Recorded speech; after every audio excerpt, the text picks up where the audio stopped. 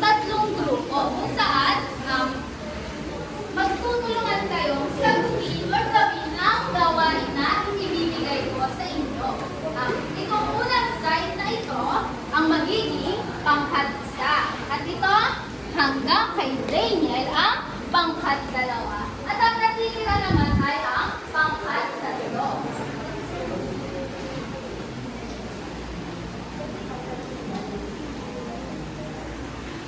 Para sa pangkat isa, inarte mo, gumanap ayon sa sitwasyong nakakaloob sa sobre. Gumamit ng mga idioma o sabihin sa inyong mga dialogo upang mapayaman ang dialogo ng iba. Ang inyong senaryo ay ang nawawalang bag.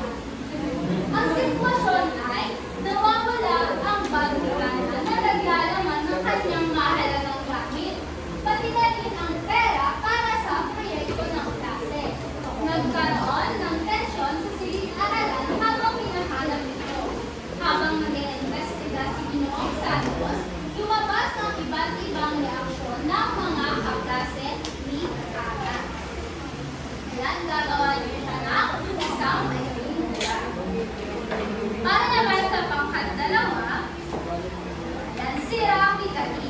Ayusin ang mga natulong salita upang mabuo ang tamang sawi. Pagkatapos, sabihin ang kahulugan at gamitin ito sa isang pangusap upang maipakita ang kahulugan nito. Para naman sa pangkat tatlo, gupitin mo. Gupitin at ayusin ang mga larawan. Pagkatapos, ipaliwanag kung paano nahuhulay ang nabuo niyong larawan sa isang idioma o sawitan. Pati na rin ang kahulugan nito sa tunay na likas. Kayo ay bibigyan ko ng grado base sa katumpakan ng sagot. Makakuha kayo ng 5 kung naayos ng tama at walang pagkakamali ang lahat ng sagot. Sa paliwanag at pagpapakahulugan ay makakuha kayo ng 5 kung may paliwanag ng malinaw, detalyado at may kaugnayan sa aktibidad. Para naman sa kooperasyon at partisipasyon ay makukuha na 5 puntos kung aktibong nakilahok at mahusay na nakipagtulungan sa pangkat. Kayo ay bibigyan ko ng 7 minuto upang tapusin ang inyong pangkatang gawain. At kapag tapos na kayo, huwag kakalimutang sisigaw ang inyong yel. Maliwanag ba? Okay, ganon, tahimik na pumunta sa inyong pangkat at simulan ang inyong gawain.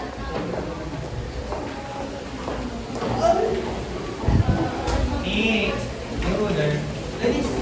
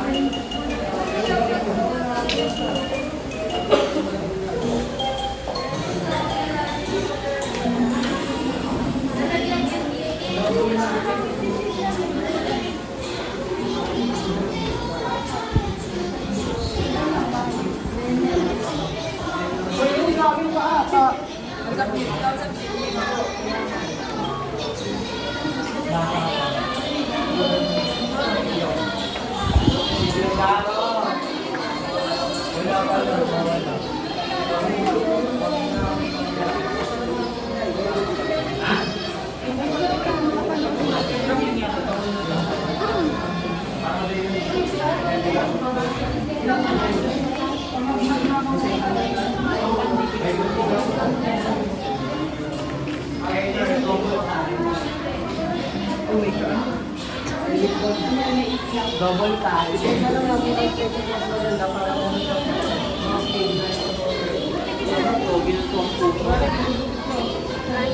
Tingnan niyo yung tasa.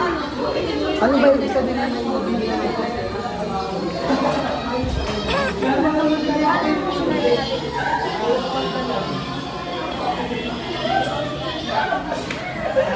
Ano pag-boss mo?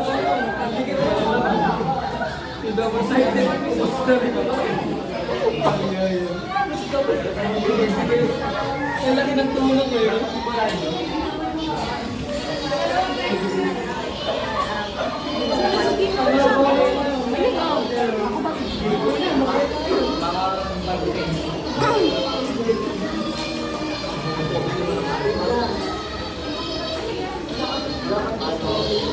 Hindi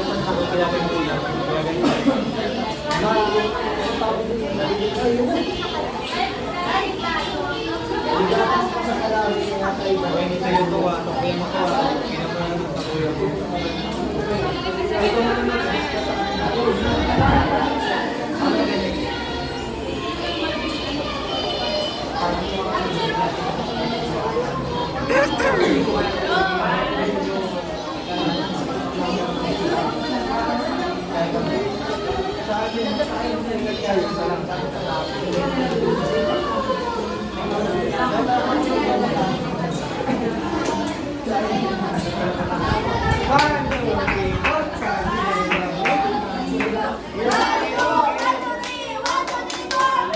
Karang kayo, nasa aking ticket ng ano, budget. Ha?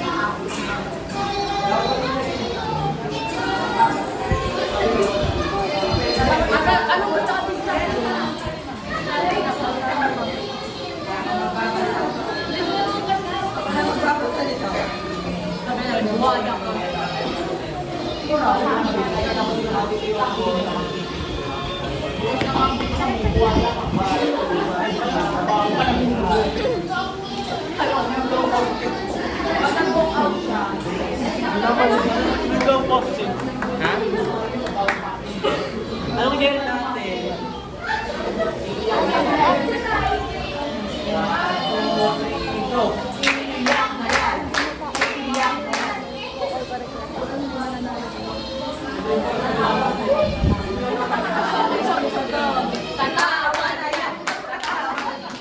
Ayan, tapos na lahat ng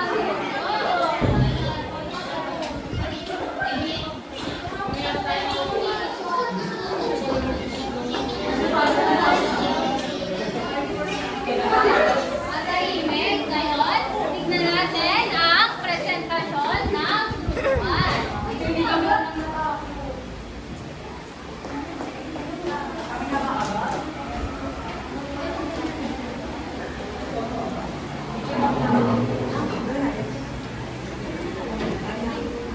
Pangkat isa, punta na sa gitna at i-present ang inyong pangkatang gawain.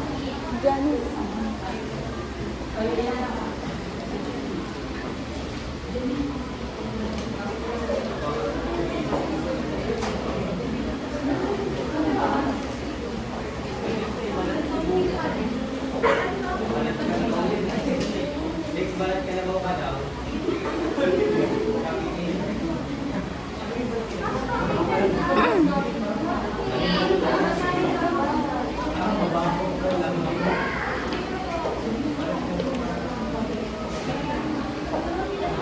Magandang araw mga kaklase. Kami ang pangkat isa at ang na-assign sa amin ay i-arte-mo. Ang sitwasyon, ang senaryo ay ang nawawalang bag. Ang sitwasyon ay nawawala ang pamilya na naglalaman ng kanyang mahalagang gamit, pati na rin ang pera para sa proyekto ng klase. Nagkaroon ng tensyon sa silid-aralan habang hinahanap ito. Habang nag-iimbestiga si Ginoong Santos, lumabas ang iba't ibang reaksyon ng mga kaklase. Lights, camera, action! Hoy guys, nakita niyo ba yung bag ko? Nawawala kasi. Marvin, ginawa mo ba?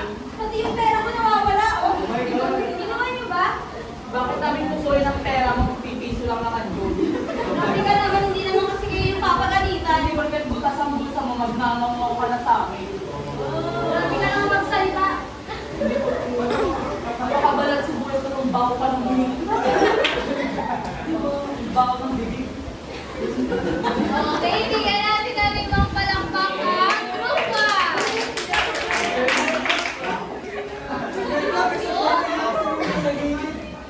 Okay, pangkat dalawa, maaari nyo nang ipresenta ang inyong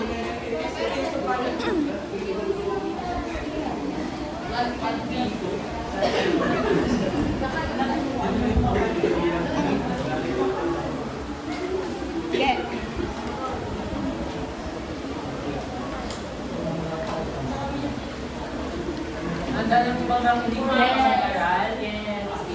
Kami po ang pangkat dalawa at ang tawag sa amin ay mali. Sinabi kayo. Okay, pagluto.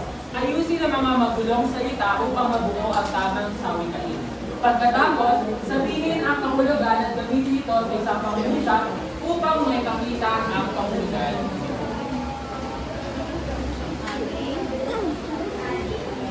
Yan sa unang word, nagbibilang ng poste o walang trabaho.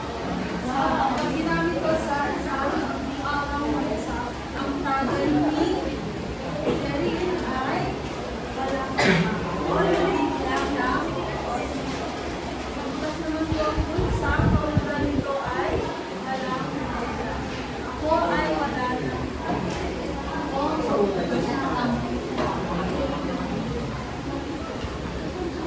Ang sunod naman po ay magsunod ng ingay. Ibig sabihin ay nag-aaral ng mabuti. Kung gagamitin ko lang ito sa pangungusap, dahil sa darating na examinations na created tayo sa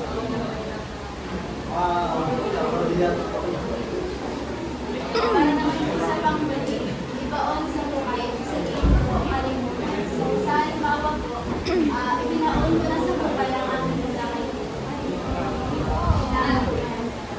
Maraming salamat, pangkat dalawa. Tingin natin sila na 5 palakpak. Ayan, pangkat tatlo, maaari nyo na itisita ang inyong gawain.